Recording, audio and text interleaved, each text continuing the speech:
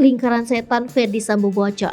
Mahfud MD singgung judi, narkoba, hingga hal menjijikan. Menteri Koordinasi Politik Hukum dan Keamanan Mahfud MD menyebut Irjen Ferdy Sambo sempat nangis-nangis bersandiwara setelah pembunuhan Brigadir J.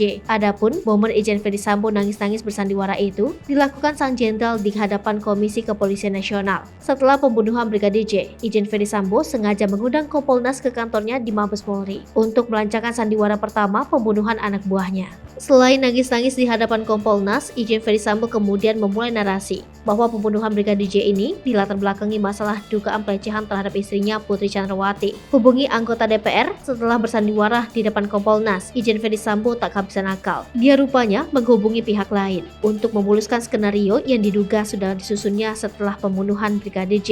Adapun pihak yang dihubungi Sambo adalah anggota DPR RI. Banyak pihak berusaha menutupi pembunuhan Brigadir J. Mantan Menteri Kehakiman Mahfud MD turut membeber bahwa kasus pembunuhan Brigadir J ini sebenarnya diduga melibatkan banyak pihak. Mahfud bilang, banyak pihak yang berusaha menutupi kasus pembunuhan Brigadir J ini. Mahfud menyebut dia sengaja ikut menyoroti kasus ini agar fakta yang terjadi bisa terungkap ke publik. Menurut Mahfud, jika polisi kala itu tidak melakukan otopsi ulang terhadap jenazah Brigadir J, maka kepercayaan publik akan hilang. Kemudian, Deddy Kobuzer penasaran apakah semua hal yang terjadi atas perintah Menko Polhukam. Dengan tegas Mahfud menyangkal. Menurutnya, ia hanya memberi dorongan sesuai dengan usulan publik yang dinilai masuk akal. Kasus judi dan narkoba. Mahfud MD turut menyinggung soal judi dan narkoba. Mahfud juga mengatakan banyak pihak yang berupaya menutupi kasus ini dengan berbagai cara. Deddy pun penasaran dengan nama-nama yang akan ikut terseret dalam kasus ini. Mahfud menjawab bahwa ada 31 nama yang bakal terseret, termasuk masalah judi dan narkoba. Ia juga menyebutkan jika dirinya sudah mengetahui fakta dari kasus ini, namun memang bukan kewenangannya untuk membongkar. Lebih lanjut, ia menyebutkan jika laporan pelecehan seksual yang dialami Putri Chandrawati sudah bisa dicabut.